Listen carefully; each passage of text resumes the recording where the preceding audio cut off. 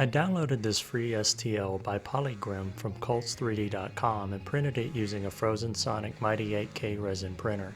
I primed it with an airbrush using Vallejo's German Red Brown, followed by a zenithal spray of Dalerani Peach Pink acrylic ink. However, you can prime and then dry brush a highlight from above for a similar effect. In the end, you can't see any of these colors, so you could actually skip this step and just prime it with a lighter color instead. I then start with the base coats using Army Painter's 2.0 Speed Paints, with Moonlake Coral for the purple clothing and Occultist Cloak for the armor. The boots, gloves, flesh, and hair will not be shown in this video, but the colors will be displayed in a spreadsheet at the end.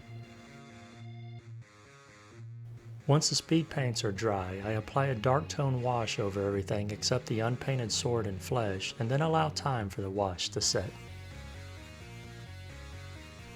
I start my highlights with the purple clothing, and the first thing I notice, after only using Liquitex Scotch paint once, is how much more difficult it is to thin the older Army Painter war paints with water and have it apply as smoothly. I did mix each bottle of paint on a vortex mixer for over a minute, about 15 to 20 seconds in different angles as well. I purposely chose not to use any mediums yet, wanting to really get a feel for how this paint worked with just water as a thinner. Controlling it was rough. Here it spreads a little smoother, but I had to remix a fresh bit of paint, but it's still not as smooth as a Liquitex. I then added some shadows and cleaned up some of the splotchiness from the first highlight that did not cover as smoothly as I wanted. This color spread thinner, and I'm pretty sure my first highlight was painful due to being too thin with too much water. Having put so much time into the previous miniature painted on this channel, I intended for this miniature to be less strenuous, with some effort but not tons put forth. But of course, the frustration from the difficulty with controlling these two colors this far mounted swiftly.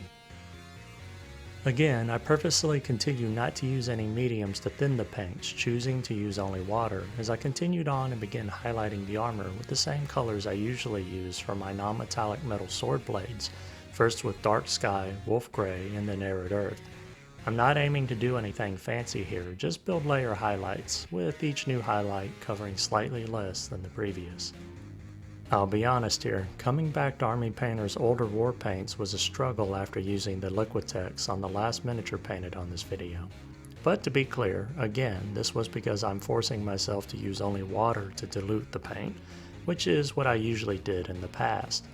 And it was at this point that I could stand no more of it.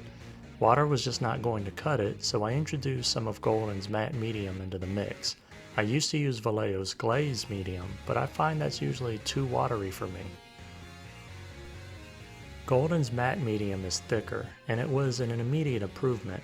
I did a little playing around, and the ratio that seemed to work for most of the Army Painter's colors was 1 part paint, 1 part medium, and then dipping my brush into water and wicking the excess off in 2 passes on the back of my hand before loading it with the paint.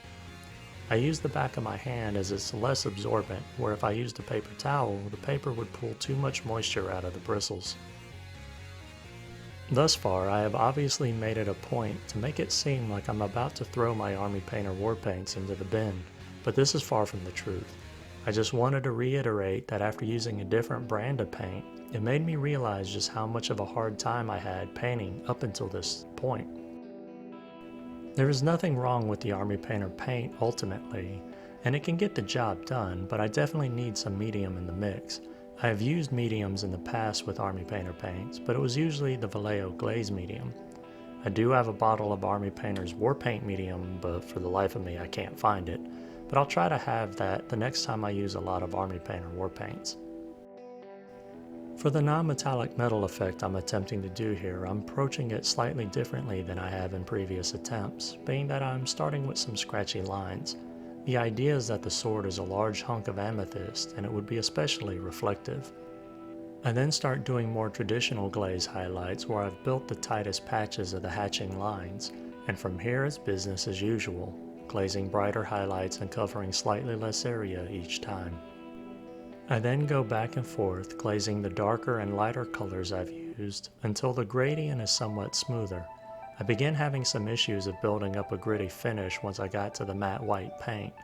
I may have needed to thin it down more with some more medium, or I may have needed to shake the paint more, or Probably both.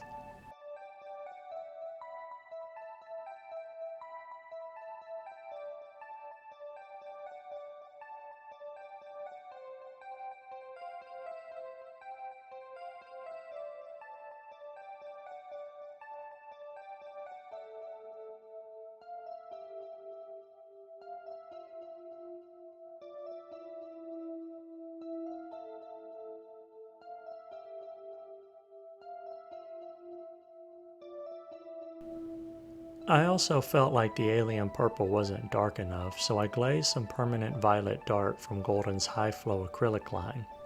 These paints are very thin, so much so that you don't need to thin them to spray them through an airbrush. However, because I wanted this to be a glaze, I thinned it with Golden's matte medium, as this color is very saturated and covers well.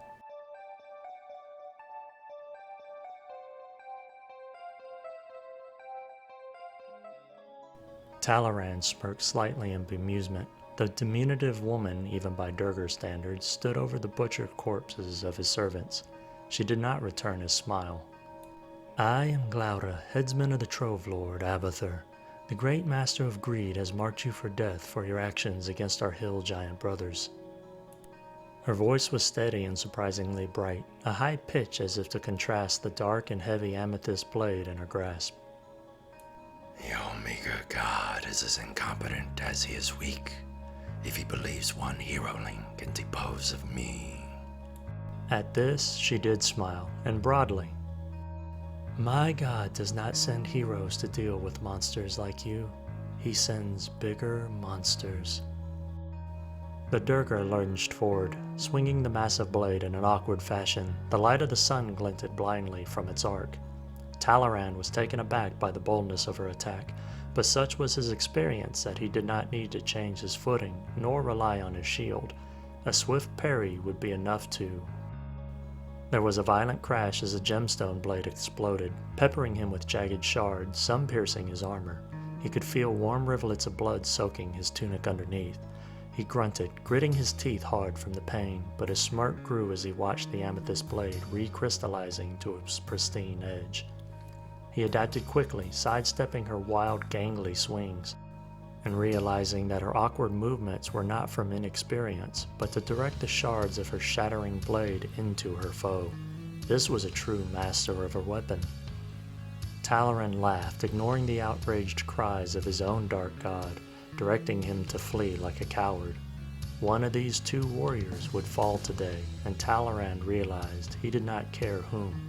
He would have a triumphant victory or a glorious death, and either would suit him well. This is the end result. At least until I started editing this video, I don't know how I didn't see how bad the transitions on the white paint on the blade was, and I somehow missed that stray purple dot in the middle of one of the highlights. I'll have to come back and spend another hour or two adding more glazes to clean this up. For lessons learned, I think I missed these ugly transitions due to all the lighting. When I go back and look at the video of me painting it, it doesn't seem that bad due to the glare. I'll need to start dimming the lights occasionally to check my progress and avoid this from happening again in the future. I also need to make sure that I always have plenty of medium at hand for when I use Army Painter paints. My intention is to make Liquitex Gauche as my primary paint, but I'll continue to use the Army Painter paints here and there, though I'll likely not buy any more going forward. The Liquitex, it's just so easy to use in comparison. That's going to wrap it up for today. I hope you learned something or were inspired to start or expand your own collection. If you have any questions or comments, please leave them below. And if you like the content of this video and would like to see more, please like, share, and subscribe.